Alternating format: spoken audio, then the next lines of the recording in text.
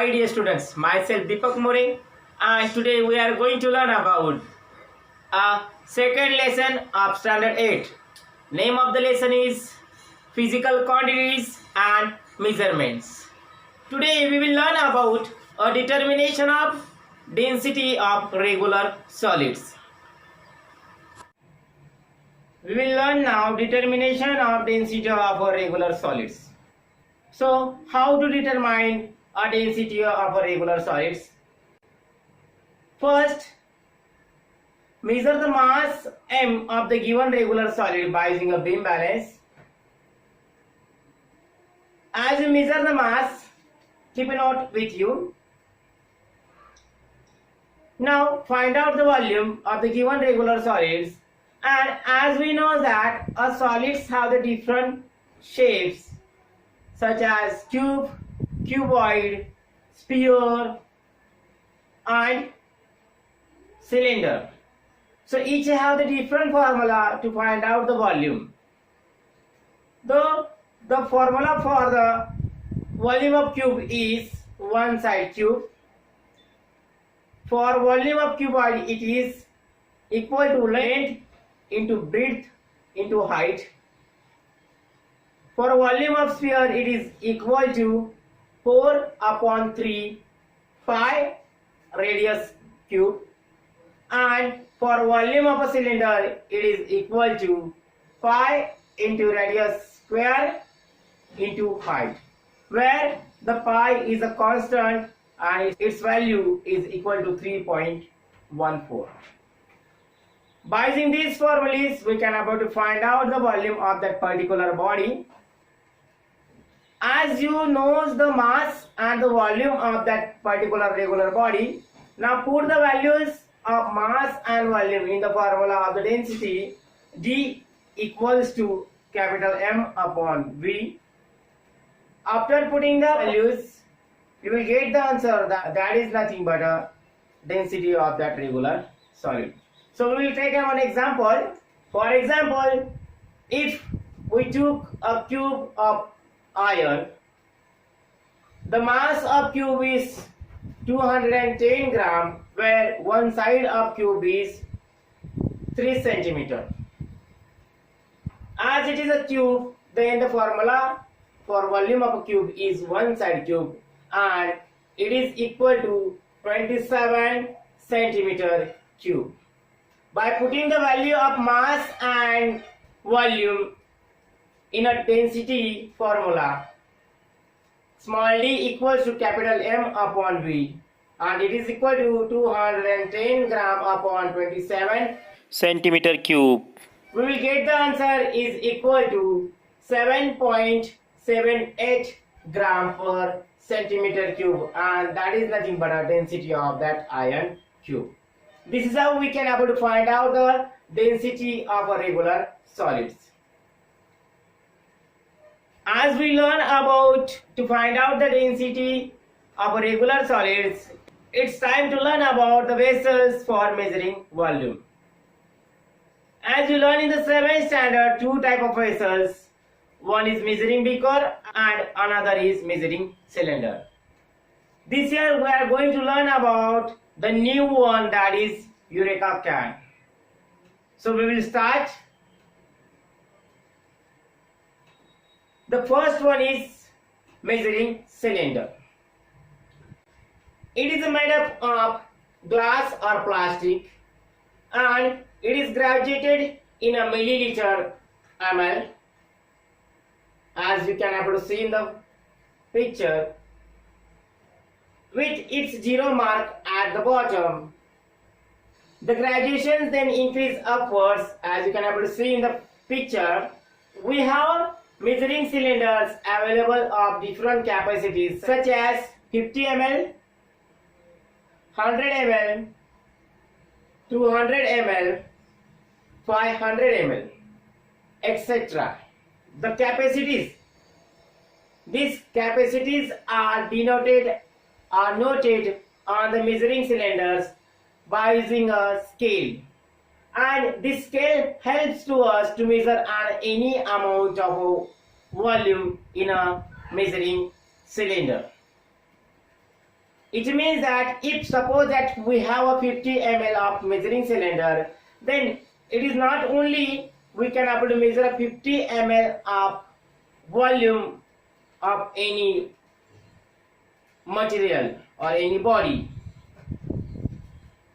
We cannot able to measure the volume more than 50 ml, but we can able to measure the volume less than a 50 ml. Suppose that is 45 ml, 30 ml, 32 ml, etc.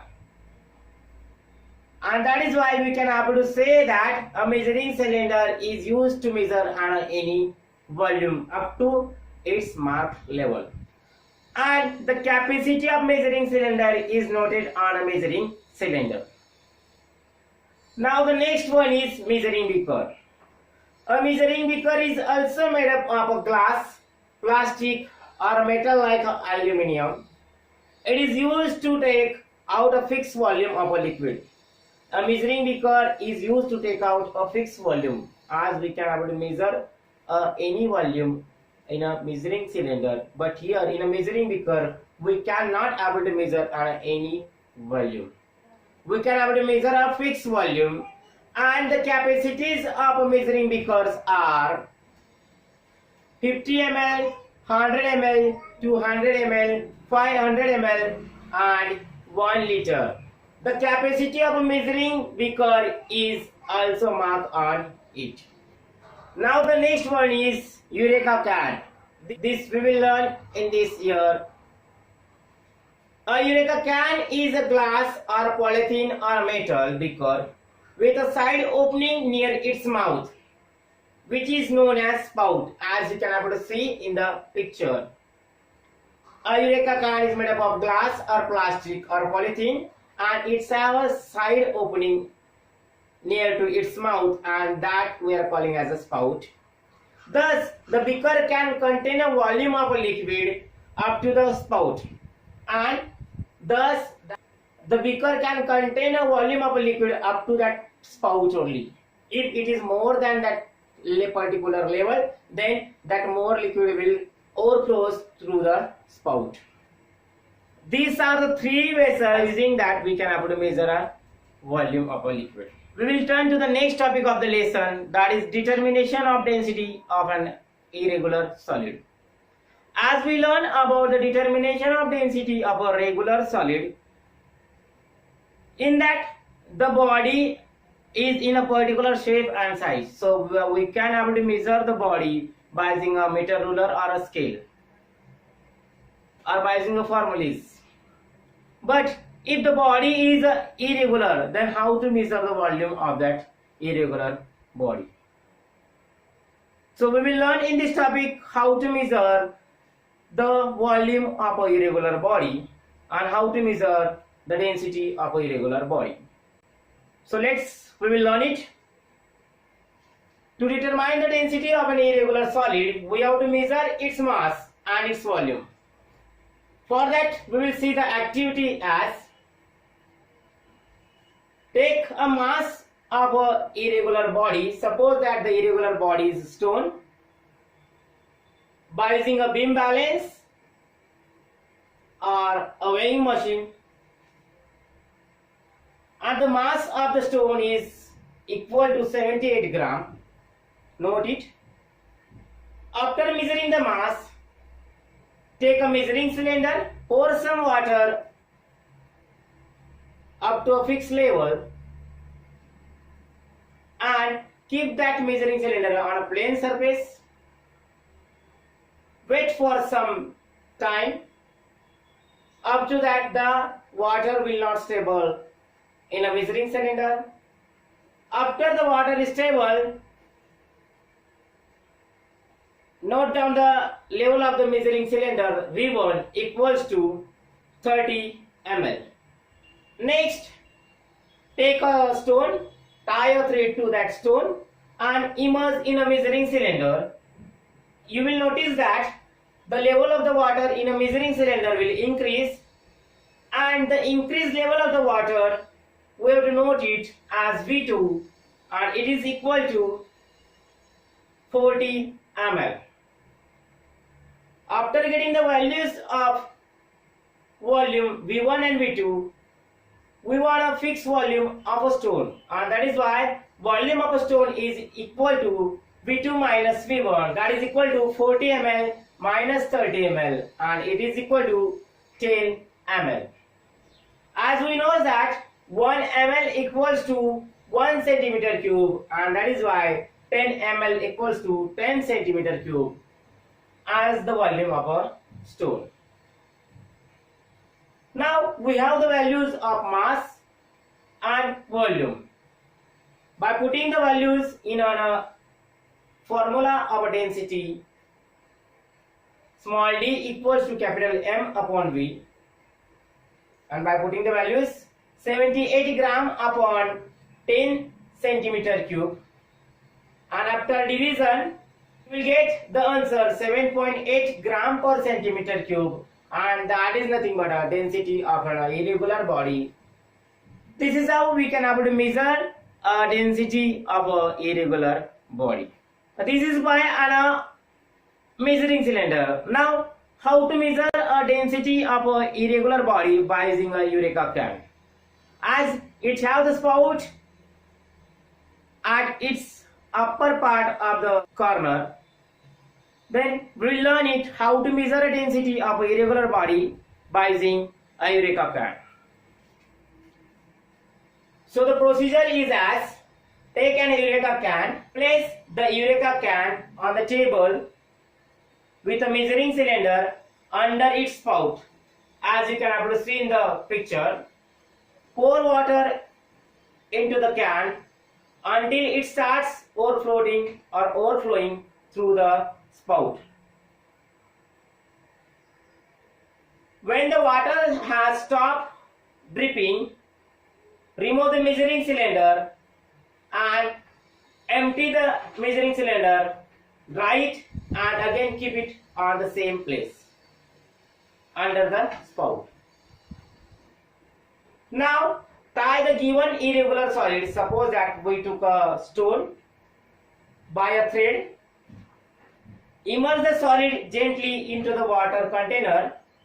After immersing the solid or stone in a container, you will notice that the level of the Eureka can is increased, and because of the level increase, the solid displaces water equal to its own volume, which overflows through the spout and gets collected in the measuring cylinder.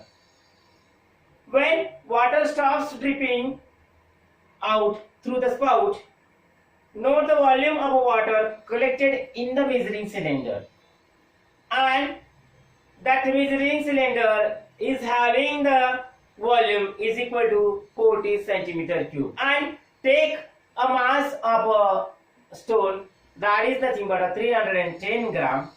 Now by using the volume and by using the mass of the stone, we can able to get the density is equal to mass upon volume, and by putting the values of the mass and volume, it is equal to 310 gram upon 40 centimeter cube is equal to 7.75 gram per centimeter cube, and this is nothing but a density of a irregular body by using a Eureka can.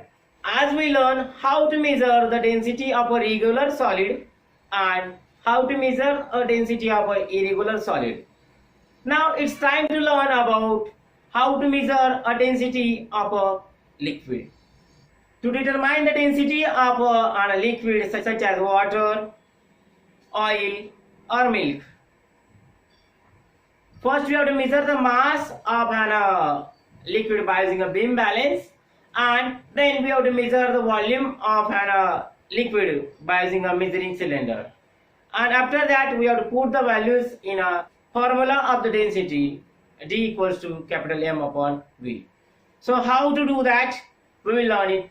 The procedure is as: take a beaker, measure the mass of the empty beaker using the common beam balance. Let the mass be M1 gram, and that is equal to 20 gram.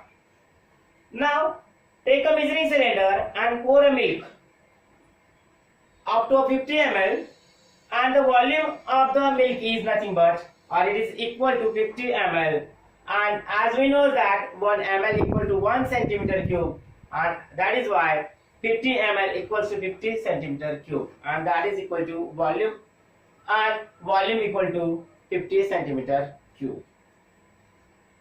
Transfer the milk into the empty beaker.